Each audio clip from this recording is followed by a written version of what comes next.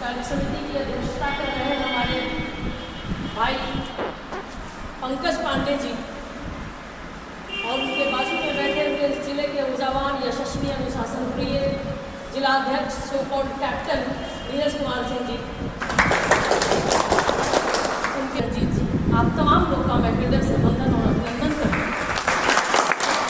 लेकिन ये वंदन और अभिनंदन आप तमाम लोगों के बगैर अधूरा है, क्योंकि इसके स्तंभ आप लोग।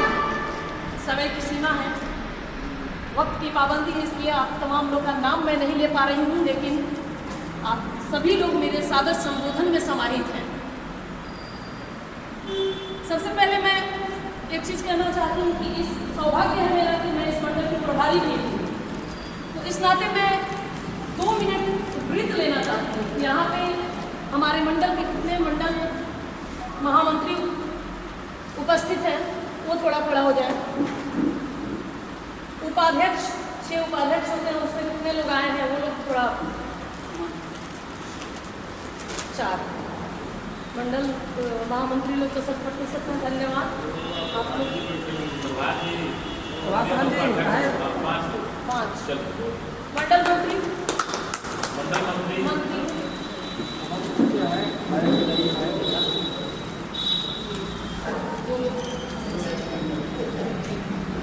धन्यवाद। जैसा कि मंडल अध्यक्ष जी का आदेश हुआ कि ऑपरेशन सिंदूर इस पर थोड़ा प्रकाश डालें, सौभाग्य है मेरा कि इन्होंने हमको इस लायक समझा। मित्रों, मुझे लगता है कि संगठन की संरचना से शुरू किया जाए, तभी हम जाकर ऑपरेशन सिंदूर को सफल बना पाएंगे। आज 2013 के भारत को याद कीजिए, जब आपके सामने आपके सीमा में घुसकर आपके सैनिक का सर काटकर हेमराज का पाकिस्तानी ले लिया। आप याद कीजिए, जब आपके 90 सैनिकों का सर कलम करके सर काट के भारत में भेज दिया गया। लेकिन वही 2014 उस अभिनंदन को याद कीजिए जो 7 किलोमीटर पाकिस्तान में घुसा हुआ था और वहां से मूंछ पे ताव देता हुआ और दुश्मन की आंखों में आंख डालता हुआ भारत में वापस आया। वो आपकी ताकत थी, आपका समर्पण था, आपकी मेहनत थी। आज हम जिस दौर से गुजर रहे हैं, देश के सामने जो परिस्थिति है, हम 303 से हम 240 पे आ गए। सोचने की बात है, मंथन करने की जरूरत है, चिंतन करने की जरूरत है। ऐसा क्यों हुआ? मित्रों, आज बिहार में भारतीय जनता पार्टी की मजबूत सरकार हो, अपनी सरकार हो, ये आपके ऑपरेशन सिंदूर पे एक बहुत बड़ा मोहर होगा। और इस मोहर के लिए जहां मातृशक्तियों का सिंदूर उजड़ा, मांग सुना हुआ, वहां आपको भी पसीना बहाना होगा। तभी जाकर हम 2025 में 225 का लक्ष्य हासिल कर पाएंगे। हमारा हर मुद्दा एक दूसरे से इंटरकनेक्टेड है, एक दूसरे से संबंधित है। हम बूथ जीतेंगे, बूथ जीते तभी चुनाव जीते। एक बूथ अध्यक्ष 18-20 लोगों को क्या हम कनेक्ट नहीं कर सकते हैं? क्या उसके समर्पण हम हासिल नहीं कर सकते हैं? कहाँ हमको राजद को दिखता है कहीं बूथ स्तर पे काम करते हुए? अरे भारतीय जनता पार्टी के कार्यकर्ताओं की तरह कर्तव्यपरायण, कर्तव्यनिष्ठ और 24/7 अपने पार्टी के लिए समर्पित होने वाला कोई दूसरा पार्टी इस दुनिया में नहीं है। और शायद इसी की परिणति है कि हम दुनिया की सबसे बड़ी पार्टी आज बने हुए हैं। और जब हम चाहते हैं कि हमारे मोदी के नेतृत्व के बदले हुए भारत का तस्वीर विश्व गुरु बन जाए, तो इसके लिए आपकी मेहनत की जरूरत है, आपके समर्पण की जरूरत है। आज पहलगाम का 22 अप्रैल की घटना इस पत्थरदरी इंसान को नहीं बख्शा दे कि मात्र 6 दिन पहले ब्याही गई बेटी, जिसके हाथ का मेहंदी भी नहीं उतरता है लेकिन मांग का सिंदूर धुल जाता है। कल्पना करके देखिए, उसके जगह हम हो, आपकी बेटी हो, आपकी बहन हो, क्या ही गुजरेगा आपके सीने पे। लेकिन हाँ, हमारे मोदी सरकार ने, वहाँ उन आतताइयों ने ये भी नहीं समझा कि एक नौनिहाल के सामने उसके पिता के सीने में गोली दागने से पहले इस बच्चे पे क्या गुजरेगा। उस 6 दिन पहले ब्याही हुई बेटी हिमांशी के सामने उसके पति को गोलियों से छलनी कर दिया गया। और वो जब लड़की बोलती है, बालिका बोलती है कि मुझे भी गोली मार दो जब मेरे पति का जान ले लिए, तो कहता है कि जाओ मोदी को कह दो। लेकिन शायद उसने कल्पना भी नहीं किया होगा कि उसकी ये वाकया वहीं से मोदी के कर्म पटल पे जाके प्रहार किया।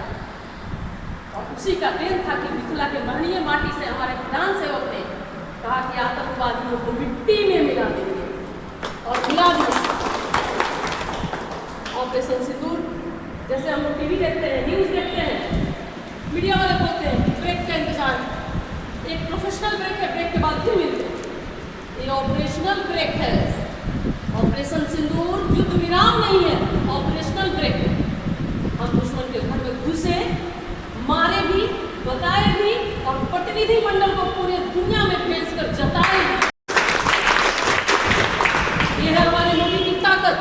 और हमारे मोदी की ताकत अकेला नहीं है, ये 140 करोड़ भारत की ताकत है।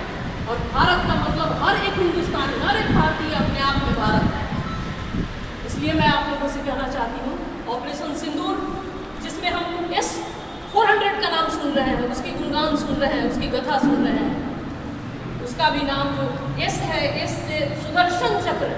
और कौन नहीं जानते इसमें बैठे हुए सुदर्शन चक्र की खासियत।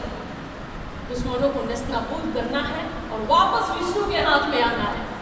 और ठीक उसी मार्ग पर S-400 चलते हुए दुश्मनों को तबाह कर दिया और पाकिस्तान में आतंकवाद के रक्त बीज के कारखाने को नेस्तनाबूद कर दिया।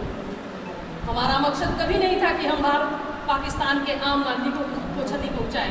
हमारा मकसद यहाँ भी नहीं था कि वहाँ के मिलिट्री को तबाह करें। हमने पिन पॉइंट अटैक किया। मेरा जो लक्ष्य था उसे हमने हासिल किया। कुछ लोग बड़ा मायूस हुए कि युद्ध विराम क्यों, मोदी जी पीछे हट गए। मोदी जी पीछे नहीं हटे, इसके पीछे भी कारण है। सरगोधा यहाँ से, हमारे इंडिया से 170 किलोमीटर ही पड़ता है मात्र। और वहाँ पे जो उसका न्यूक्लियर पावर, जिस न्यूक्लियर पावर को 40 मीटर जमीन के नीचे होता है, तो एग्जिट होता है, एक जाने का और एक निकलने का रास्ता। हमको उसको देखते हुए, और रेडिएशन, विकिरण कभी भी सरहद की भाषा नहीं समझता, सरहद नहीं जानता। अगर वहाँ पे अटैक करते हैं तो हमारे भारतीय भी प्रभावित होते हैं। हमारा लक्ष्य था आतंकवाद को नेस्तनाबूद करना, मिट्टी में मिलाना। हमने मिला दिया। और एस सुदर्शन ने तो राणा प्रताप के चेतक की तरह काम किया। हमारे भारत के जो सैनिक आज सरहदों पे हैं और हम चैन की नींद अपने घर में सो रहे हैं, उनके लिए मैं 2-4 पंक्तियाँ कहना चाहती हूँ कि उन भाइयों को संदेश दीजिए जो जहाँ है वहाँ से संदेश दीजिए कि आप कभी अकेले मत समझना। आपके साथ 140 करोड़ भारत है, आपके माँ की दुआएं हैं, आपके बाप का आशीर्वाद है, आपके बहन की राखी है, आपके भाई का विश्वास है। और इतना ही नहीं, आपके जीवन संगनी के मांग में भरे जाने वाले सिंदूर के एक एक कण का संकल्प आपके साथ है। और जो जहाँ है, वो किसी ने बड़ा खूब कहा है कि जो जहाँ है पूरा देश लाम पे है, पूरा देश लाम पे है, जो जहाँ है वतन के काम पे है। इन्हीं चंद शब्दों के साथ मैं तो ध्यान दूंगी। धन्यवाद। फिर इस बार भाजपा सरकार।